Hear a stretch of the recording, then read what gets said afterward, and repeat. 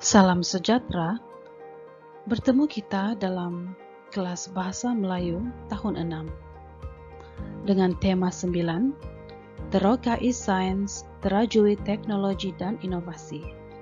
Hari ini kita akan belajar unit 27, Manfaatkan Kemajuan Teknologi di bawah tajuk Teknologi Rumah Pintar.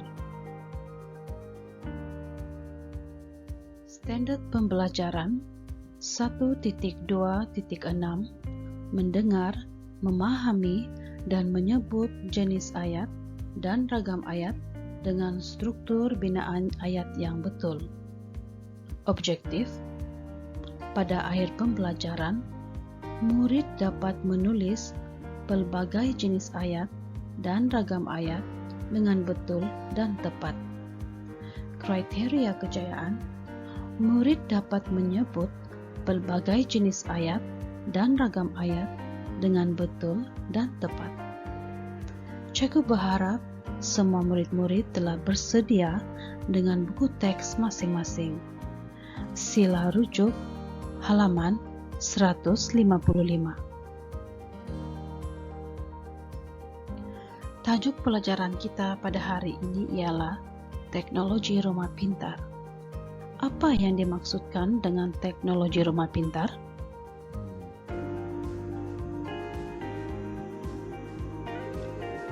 Teknologi rumah pintar merupakan kemudahan rumah asas yang telah dilengkapi dengan teknologi komunikasi, membolehkan beberapa tahap sama ada automasi atau kawalan jauh. Ini adalah salah satu contoh teknologi rumah pintar yang hanya menggunakan peranti elektronik.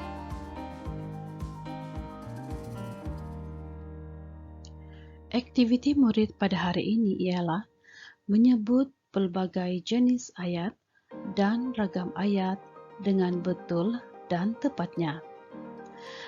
Terdapat 4 jenis ayat, yaitu ayat penyata, ayat tanya, ayat seruan, dan ayat perintah. Manakala ragam ayat terdiri daripada ayat aktif dan ayat pasif.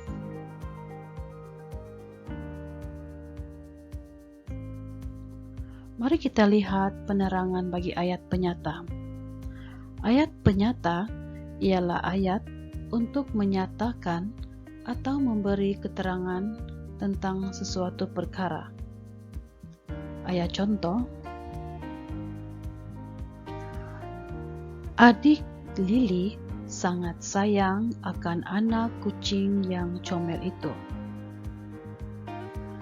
Ayah akan menghabiskan masa di kebun pisangnya selepas pulang dari pejabat. Seterusnya, hujan turun dengan lebat pada pagi tadi. Zamani tidak hadir ke sekolah kerana demam. Kakak sedang menyiram pokok-pokok bunga di halaman rumah. Wabak penyakit COVID-19 telah meragut puluhan ribu nyawa di Asia. Sekarang, mari kita lihat penerangan bagi ayat tanya. Ayat tanya bertujuan untuk menanyakan sesuatu hal atau perkara. Biasanya diakhiri dengan tanda soal. Ayat tanya dapat dibahagi kepada dua, yaitu yang pertama, ayat tanya dengan unsur kata tanya, seperti kenapa, mengapa, di mana, siapa, bila, dan bagaimana. Yang kedua, ayat tanya tanpa unsur kata tanya. Ini adalah beberapa contoh ayat tanya. Yang pertama, mengapakah baju sekolah kamu ini kotor? Kedua, pagi tadikah mereka bertolak ke Johor? Ketiga, kakak kamu ke sekolah? Keempat, tarikh kejohanan bola sepak itu bila? Kelima, di manakah pelajar yang bijak itu tinggal? Keenam, budak lelaki itukah yang menyanyi kemarin?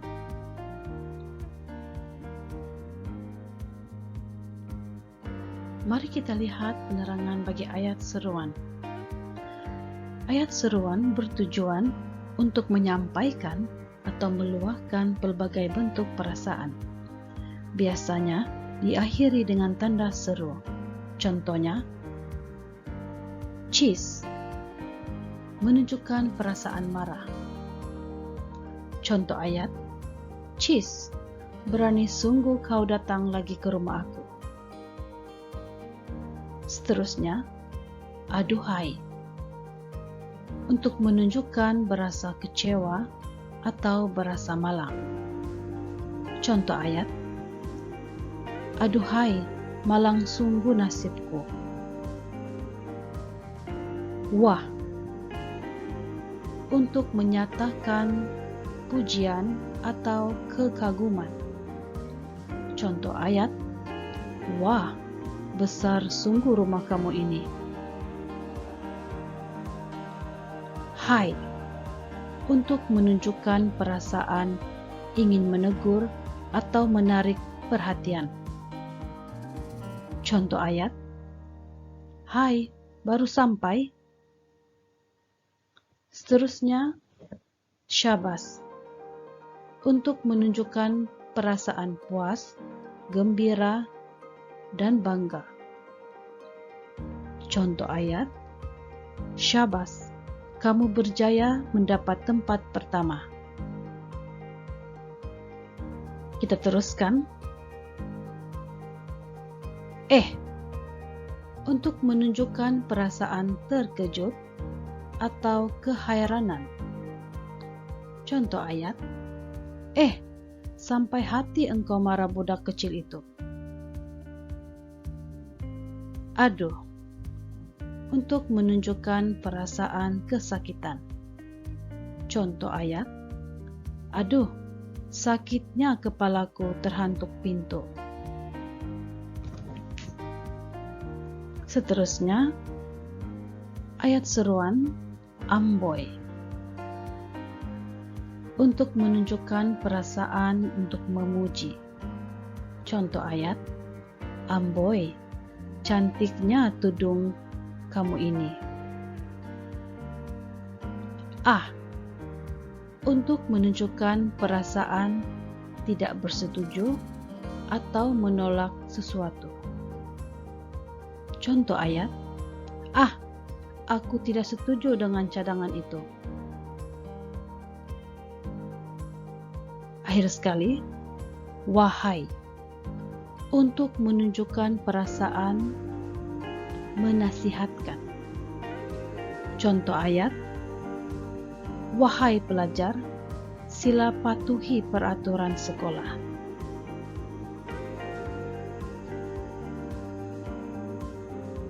Jenis ayat seterusnya ialah ayat perintah.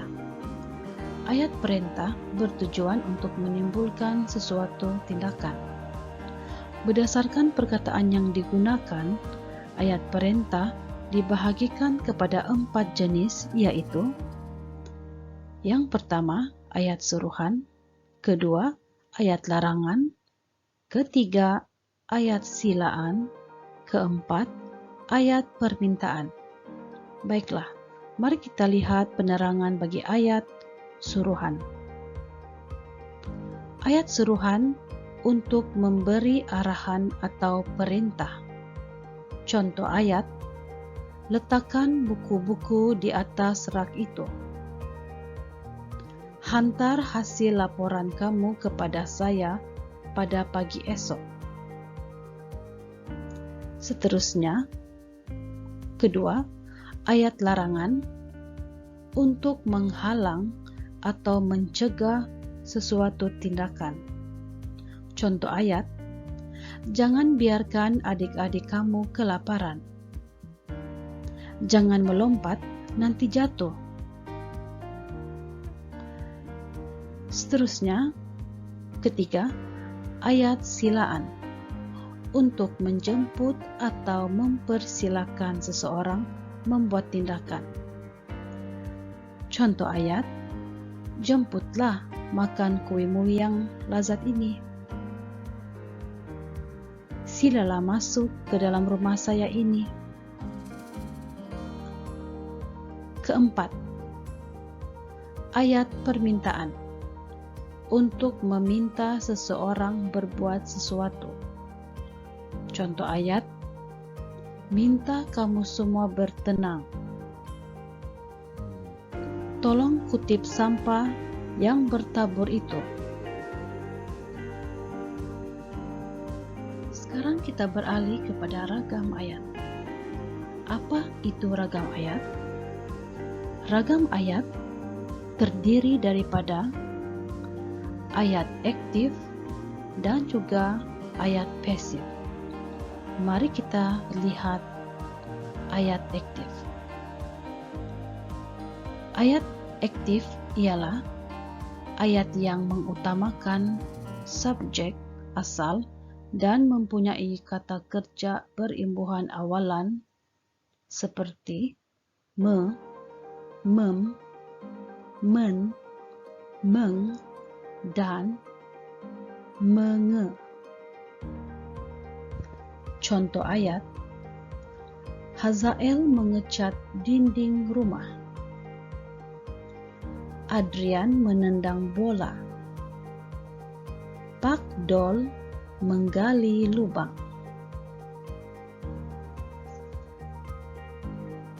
Sekarang kita lihat penerangan bagi ayat pasif.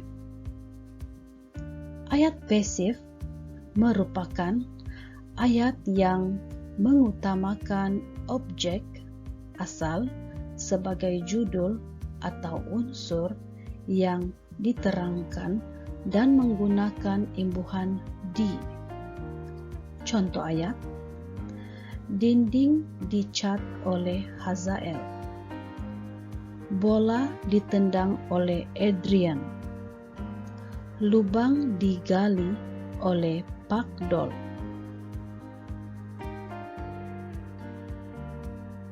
Baiklah murid-murid, sekarang mari kita baca bersama-sama dialog di antara Jian Hui dan ayahnya. Apakah maklumat yang sedang kamu baca, Jian Hui? Saya sedang membaca maklumat tentang teknologi rumah pintar. Maklumat ini ditulis oleh seorang pakar keselamatan rumah. Di sini Cikgu telah memberikan kamu panduan untuk mengenal pasti jenis ayat dan ragam ayat yang terlibat. Antaranya ayat tanya, ayat aktif, dan ayat pasif.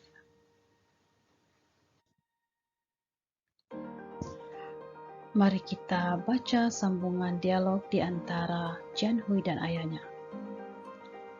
Tolong ceritakan kebaikan teknologi itu kepada ayah. Ayah ingin mengetahuinya secara lebih lanjut. Baiklah murid-murid, di sini telah dikenal pasti terdapat dua jenis ayat yang telah digunakan, yaitu ayat perintah dan juga ayat penyata. Seterusnya, Jian Hui menceritakan kepada ayahnya tentang kebaikan teknologi rumah pintar. Antaranya, barangan elektrik di rumah dapat dikawal melalui telepon bimbit, alat keselamatan rumah seperti penggerak, kunci pintu, serta paparan kamera Liter tertutup CCTV dapat dikawal dari jauh. Massa dan bil elektrik dapat dijimatkan. Sistem pencahayaan dan pengendaraan rumah dapat dikawal secara automatik. Mesej amaran dihantar terus ke telefon bimbit pengguna apabila berlaku pencerobohan. Sekiranya pengguna terlupa untuk menghidupkan penggerak sebelum keluar rumah, mereka dapat mengaktifkannya pada bila-bila masa dan di mana-mana sahaja.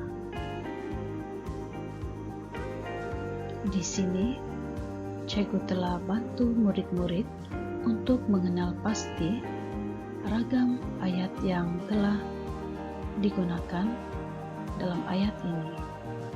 Antaranya ayat pasif dan juga ayat aktif. Kita sambung bacaan dialog di antara Jian Hui dan ayahnya. Pakar keselamatan ini ayah kenal.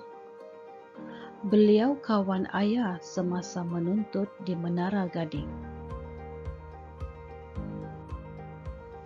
Terdapat 2 jenis ayat yang telah dikenal pasti dalam dialog ini, yaitu ayat seruan dan juga ayat penyata. Diharapkan murid-murid dapat mengikuti pembelajaran setakat ini. Demikianlah dialog di antara Jian Hui dan ayahnya tentang teknologi rumah pintar. Sekarang, untuk memantapkan lagi pengetahuan kamu tentang pelajaran kita pada hari ini, cikgu mahu kamu buat latihan ini di dalam buku pemahaman kamu. Latihan pertama, kamu dikehendaki untuk membaca dan mengenal pasti jenis ayat. Di sini cikgu telah sediakan panduan untuk kamu memilih jenis ayat yang sesuai berdasarkan dialog yang telah kita pelajari sebentar tadi. Latihan kedua, murid dikehendaki untuk membaca dan mengenal pasti ragam ayat.